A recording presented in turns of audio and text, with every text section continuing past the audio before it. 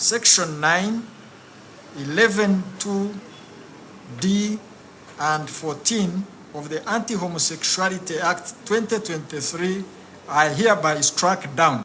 Uganda's Constitutional Court on Wednesday elected not to annul or suspend the Anti-Homosexuality Act that includes the death penalty for certain same-sex acts, but voided some provisions that it viewed as inconsistent with certain fundamental human rights. I now put a question that the Anti-Homosexuality Bill 2023, as returned by His Excellency the President, be read the third time and do pass. Those in favor say and contrary nay. The ayes have it.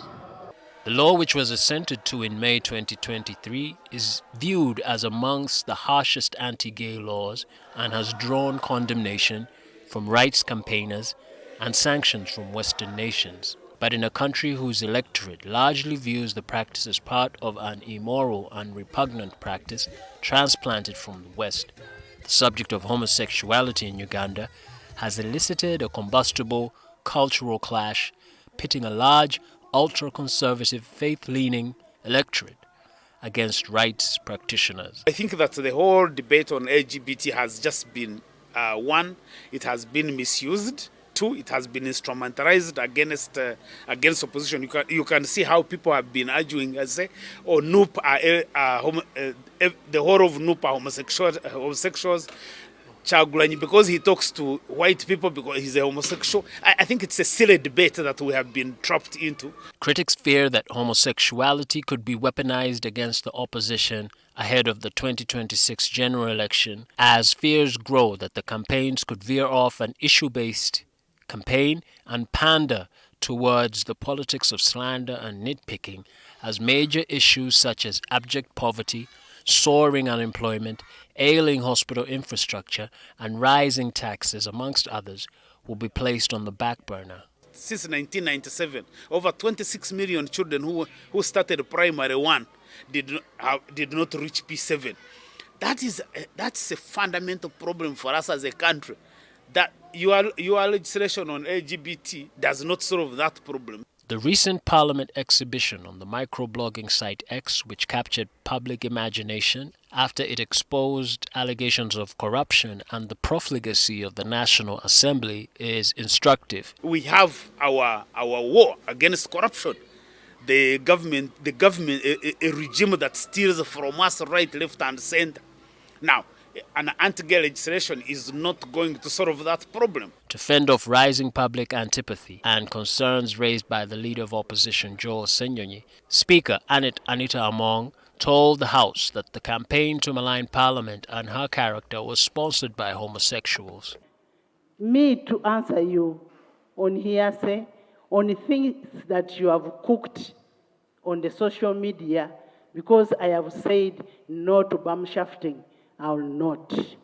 President Museveni later came to the defense of the Speaker, claiming that those behind the Parliament exhibition are not mistake makers, but outright traitors, working for wrong foreigners like homosexuals and imperialists. How can you talk so much on social media about Anita Among instead of those traitors? I'm getting intelligence and we're going to expose those traitors. Nicholas Opio, who is a human rights lawyer and was amongst the petitioners of the Constitutional Court, says that it is fashionable for leaders to frame homosexuality as a major election campaign theme. If you went back to the archives and saw the presidential debate between President Museveni and his opponents, President Museveni accused his longtime friend and Prime Minister Mama Mbabazi of being funded by homosexuals. In the last election, they did everything possible to paint the People Power movement and Bobi Wine as a homosexual-driven group.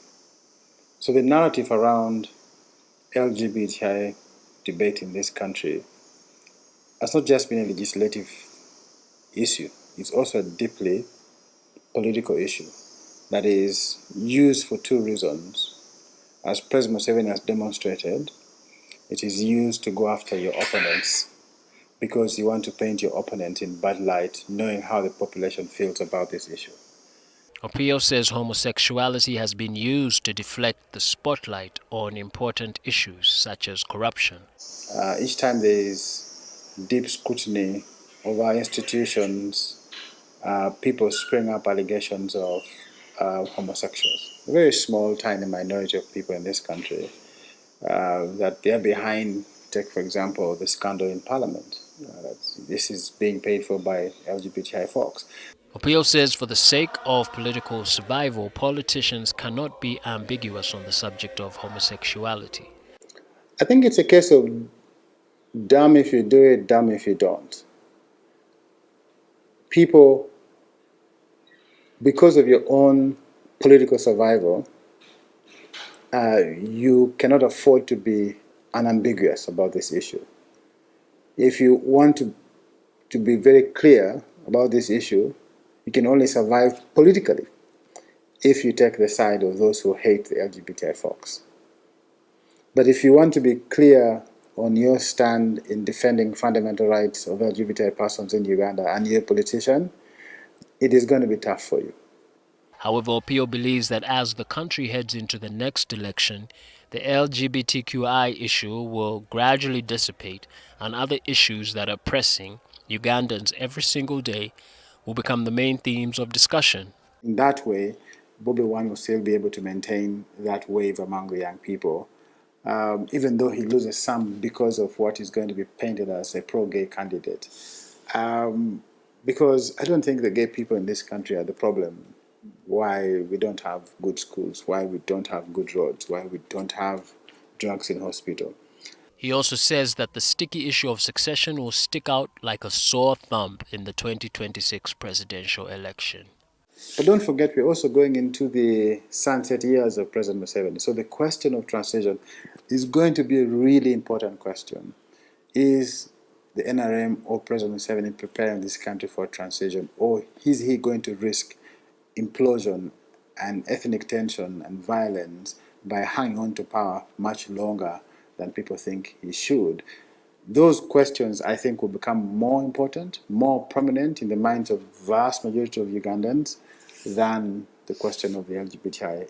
Opio says the law could be used as a sieve to determine not only the presidential election, but elections across constituencies. Yusuf Sirunkuma, a researcher and lecturer on cultural and literary studies based in Germany, says candidates who receive donations and support from Western liberal democracies find it difficult to navigate the subject of homosexuality. The biggest elephant in the room is how do you respond to the homosexuality question? And Bob Wine has no response, because to respond explicitly, to resonate with the constituents at home, is to damage his standing with the international community. He doesn't want to do that. And Abed Wanika fully understands that and is ready to school him that you would have been careful, because if you attacked our constituency on money, we have so much we can push back with. And we are ready to use homosexuality as a weapon to push back. During a BBC interview in December 2023, Bobby Wine claimed that the anti-homosexuality law was enacted and supported by some lawmakers within his new party who work with General Museveni to target the opposition and crack down anyone perceived to be friendly to the gay community. I was banned from the UK for life, never again entering the UK because of the lyrics in one of the songs that I did.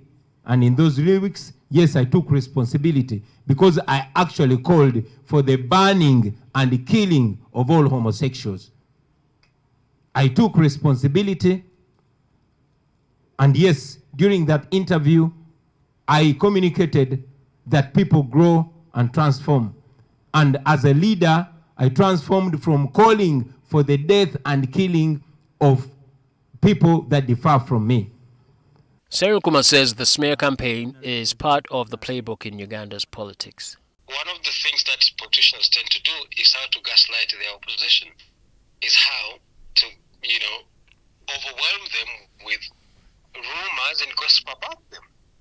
And you remember when Peter Samatimba stood for the position of mayor in Kampala, one of the chemicals that were thrown at him was that he was gay, and it worked quite effectively. One of the chemicals that Ugandan politicians use is, and it's not limited to Museveni and the opposition. Even amongst the opposition, as we're seeing right now, Abedi Wanika is using it.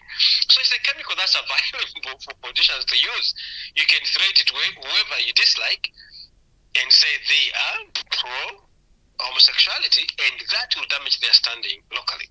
Serunkuma says the subject of homosexuality and the attendant cultural debate and clash could pit the West against countries like Uganda, which has for long been viewed as an erstwhile point man of the West in the volatile Great Lakes region. With a deficit budget and soaring debt nearing distress, the West and policy wonks at the United States State Department in Washington will likely use the subject of homosexuality to reshape foreign policy and roll out stringent conditions to give aid and grants to poor countries like Uganda. And one of the cultural debates of our time is where a politician stands on the issue of sexual minorities. It's a question not being discussed only in Uganda, but being discussed in Europe and other places. For you to appear to be winning the cultural war, you have to find a battleground. And the battleground is Uganda.